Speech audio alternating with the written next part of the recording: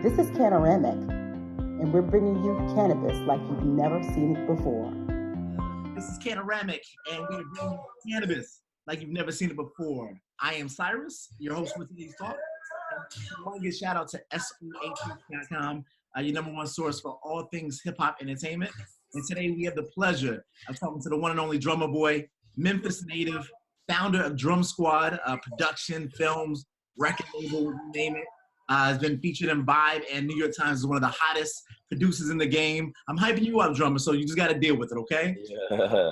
In BET, reality shows, MTV, Bravo. He's worked with everybody, Outkast, Killer Mike, Gucci Mane, the whole Cash Money lineup, Soulja Boy, Jeezy, Scarface, and of course his latest stuff, My Brother's Keeper, is currently available. And of course there is the Coalition, which is a whole Drum Squad compilation. So again, drummer, thank you for your time, man. Hey, yeah, boy, thank you.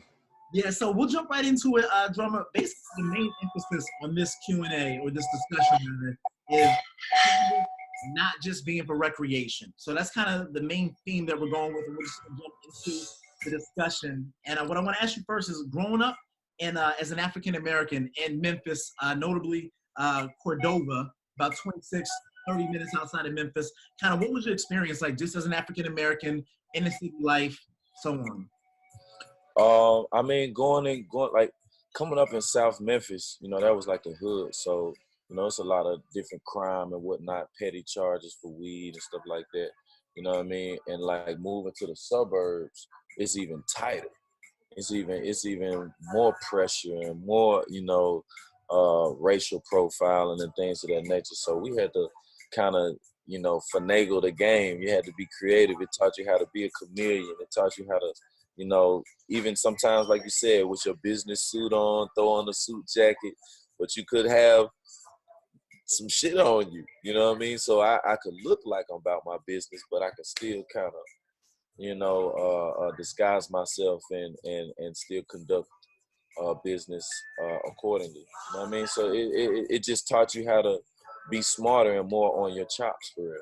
Absolutely. You kind of already dug right into basically my follow-up to that, which is what are some of the ways drugs, you know, in particular marijuana, cannabis, really impacted the community, from, you know, the selling aspect to the arrests and incarcerations, and you hit right on it. The inner city versus the suburbs. If you just dig a little bit deeper into that.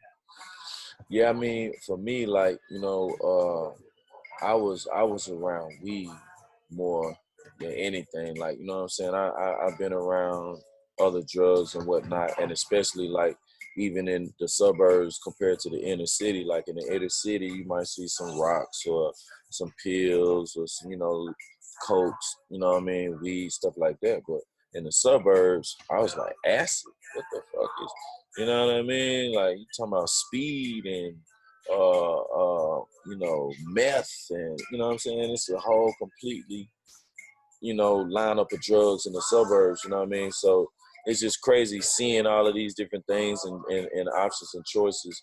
And for me, like, luckily, like my older brother, you know what I mean, all we would do is just smoke weed, you know what I mean? We have a drink here and there, you know what I'm saying? Alcohol and weed is like the most I've ever partaken in myself personally, but you know what I mean, we didn't seen it all, you know what I mean? No, drummer, and I just kind of want to pick up on that, you know, really focus on the whole federal government discussion. Right now, cannabis is listed as a Schedule I drug by the federal government, which more or less means that that drug or substance has a high potential for abuse.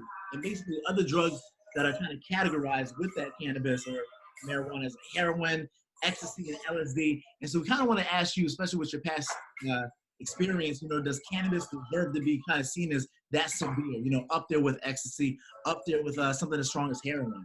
No, I mean, absolutely not. Like, cannabis has been proven to be a healing method, especially for creatives. And you know, for me growing up, like, you know, teachers was trying to put me on Ritalin. Like, I'm naturally hype. I'm always like, just, yo, no, like, what we doing next? What's good? What's good?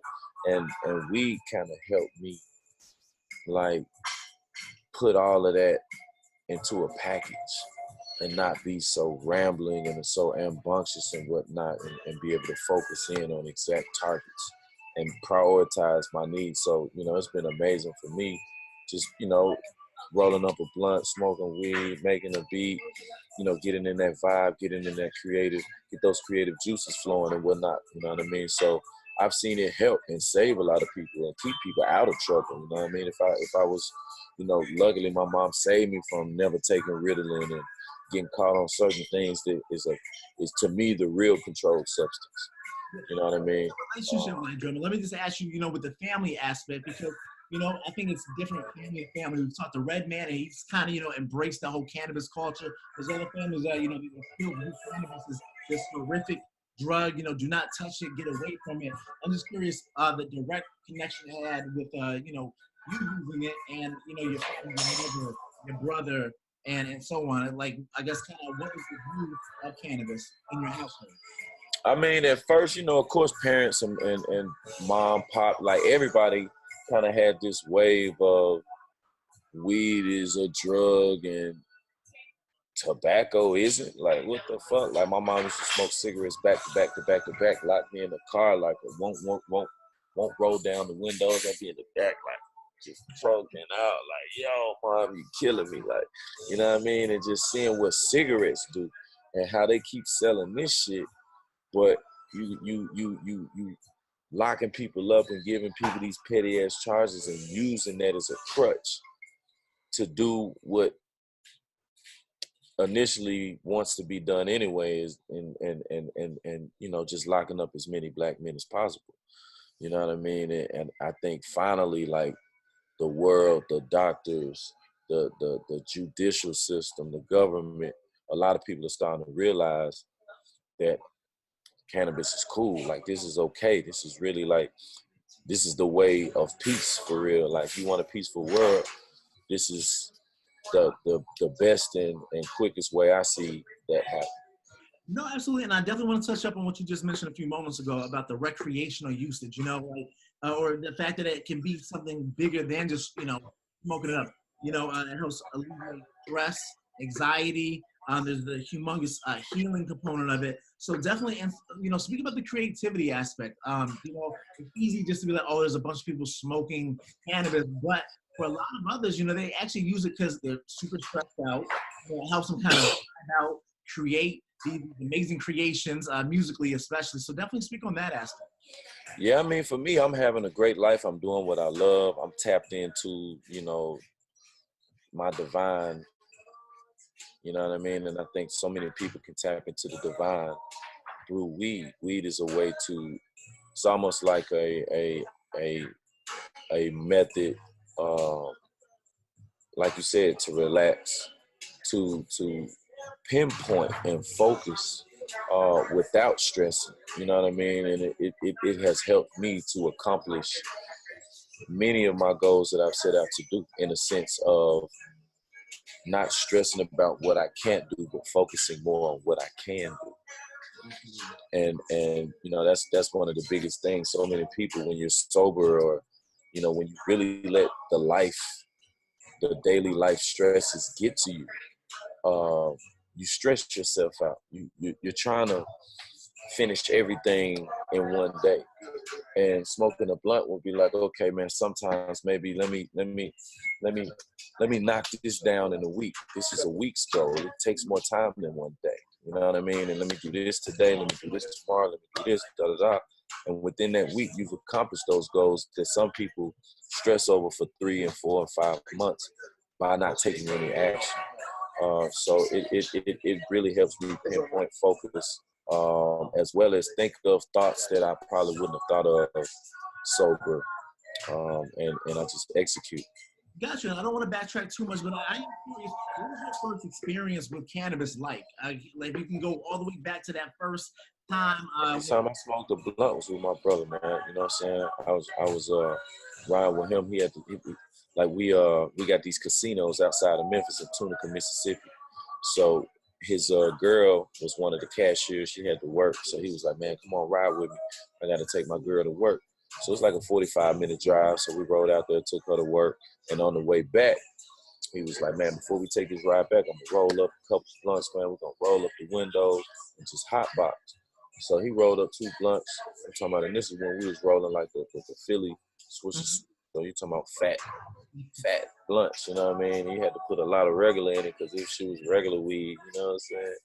And man, he rolled up 2 blunts, man. We started goddamn driving down the street. And you know what I mean, just getting high. And it was actually we was headed to the Cash Money Rough Riders concert. I think I was like 15, 14. And Rough Riders Cash Money teamed up for a tour. And man, everybody's excited. Like you got the Cash, you got the Hot Boys, you got Birdman, you got DMX and Eve and Swiss Beach. You know what I'm saying? It's just like, man, it's gonna be crazy. So we just got super wasted, and I'm driving the whole time. And I had a hardship license. So I was like, man, I'm driving the whole time. We was like, man, I need to stop at the mall, get some clothes and whatnot before we go to the show. So we pulled up in front of the mall, man. I'm so goddamn high. I pulled right in front of the mall doors. Like, we opened the door, a number of smoke come out, literally looked like the movie. You know what I'm saying?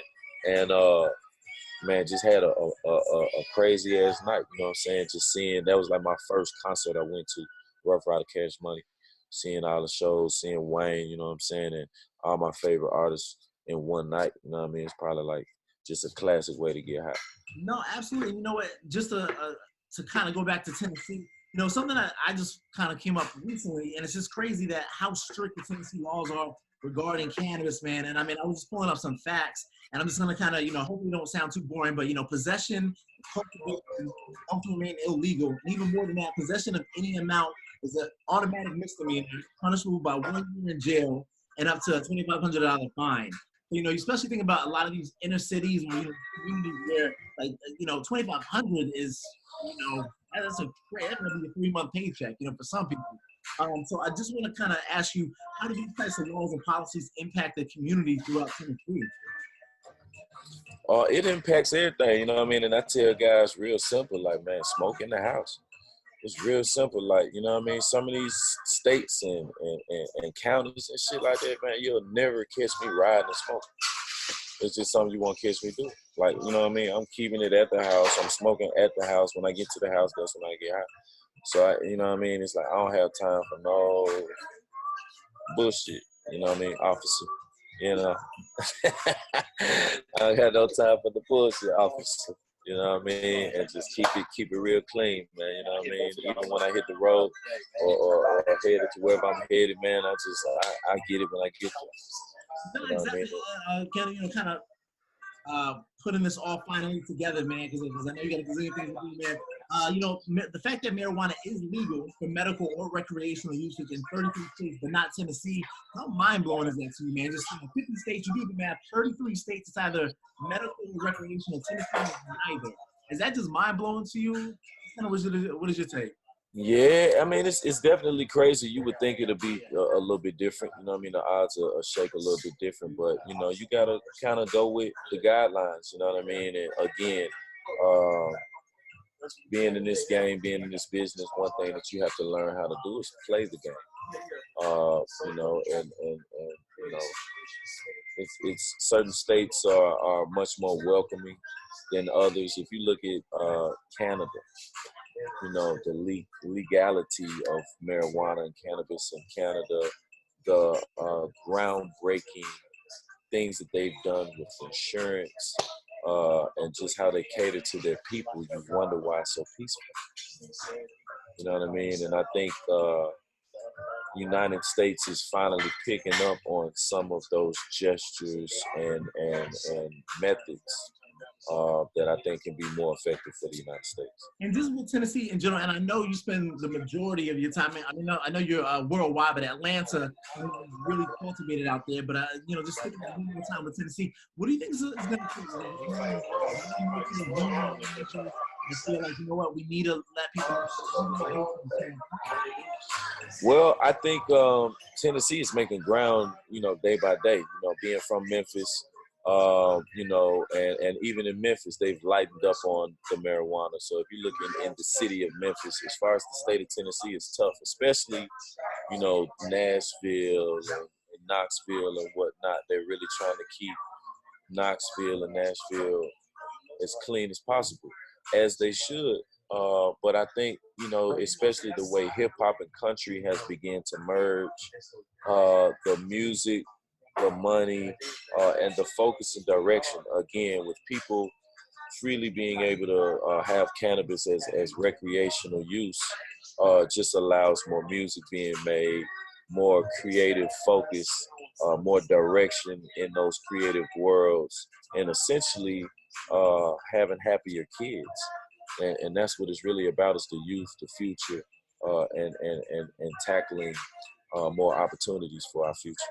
For sure. And kind of one final thing I want to kind of leave off with is in your, with your experience and whatnot, Drummer Boy, what would an ideal cannabis welcoming world be like to you, man? If you could just kind of snap your fingers and have it be legal everywhere in the world, not just the U.S., but in the world, I guess how do you envision that? Maybe from the schools to just in general, how do you envision a cannabis welcoming world?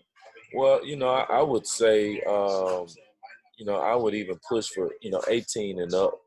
I mean, I think, starting off too young can give you certain effects, which, your arguments are being lazy, not getting things done, or kids who don't want to work when they get high and whatnot. So it has to be some kind of form. And I think with the characteristic of wanting to get things done, and being a man of your word and learning those big brother, I call it day-to-day, that day-to-day knowledge that a lot of people need.